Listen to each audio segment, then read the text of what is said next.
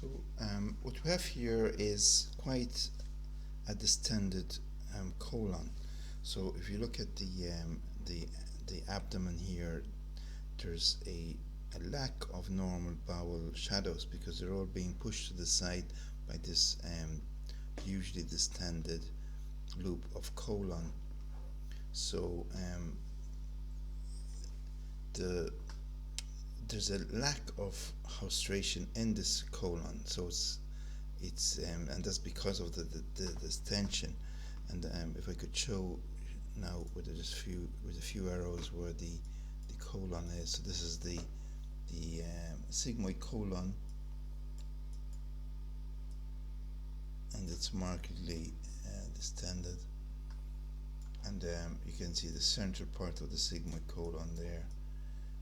So it's twisted around itself, around its mesentery, and the mesentery is pointing towards the left side down here. So this is likely to be a sigmoid volvulus. Obstruction can also cause a marked distension of the colon, but this is more likely to be a sigmoid volvulus because it's just confined to the sigmoid colon, and it seems to be a closed loop obstruction with a closed loop of the colon being distended. If we look at the rest of the colon, it looks very normal. For example, this is the descending colon, and you can see normal haustrations here. These are haustra, which you normally find in the colon, and they're absent in this part of the colon. Now you should also look for any free air, which would cause what we call a wriggler sign.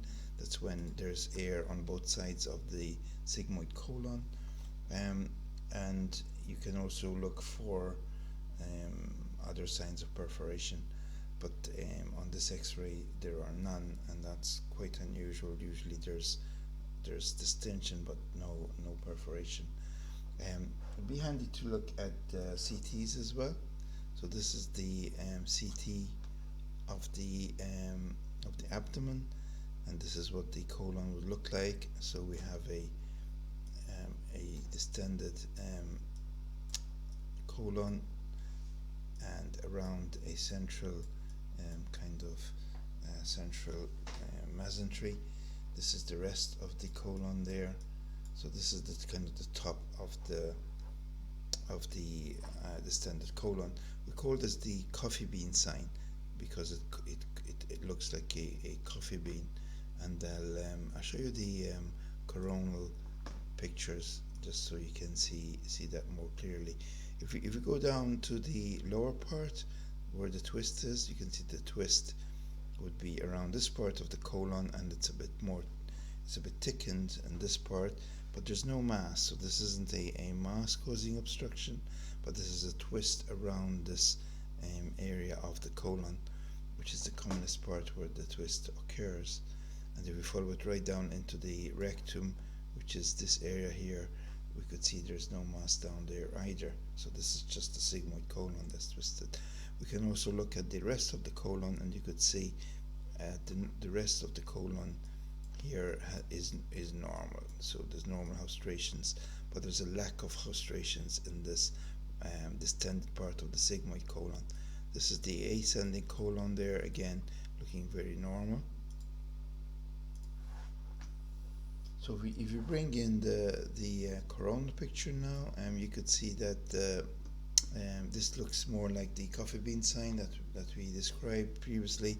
So this is one part of the coffee bean here, and you could see again quite a marked distension of the colon there. It's 18 centimeters, and this is the other limb of the sigmoid colon, measuring 9 centimeters.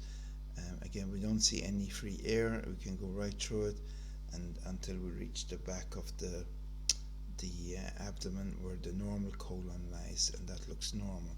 Again, this would be against obstruction due to a tumor, where you get the whole of the colon being distended. Again, if we look at the area of the colon, where it reaches the pelvis, it's is where the twist is. It's a bit thickened, but there's no mass, so this is where the twist would be. So there's no mass in this region. It's just the area where the mesentery has twisted, which is what volvulus means. So this is sigmoid volvulus.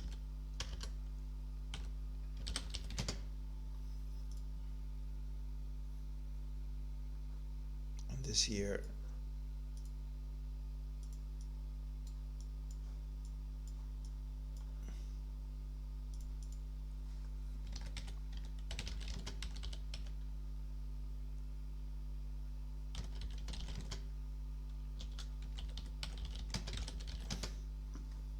is one of the limbs of the sigmoid colon.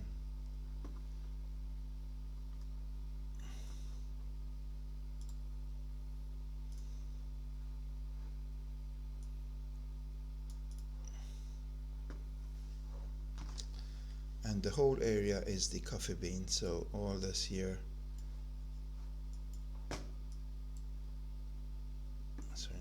all that area there is the coffee bean sign, with the central part of the coffee bean.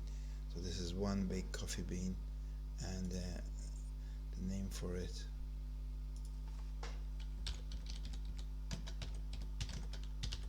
coffee bean because it looks like a coffee bean. And so the correct diagnosis is sigmoid volvulus.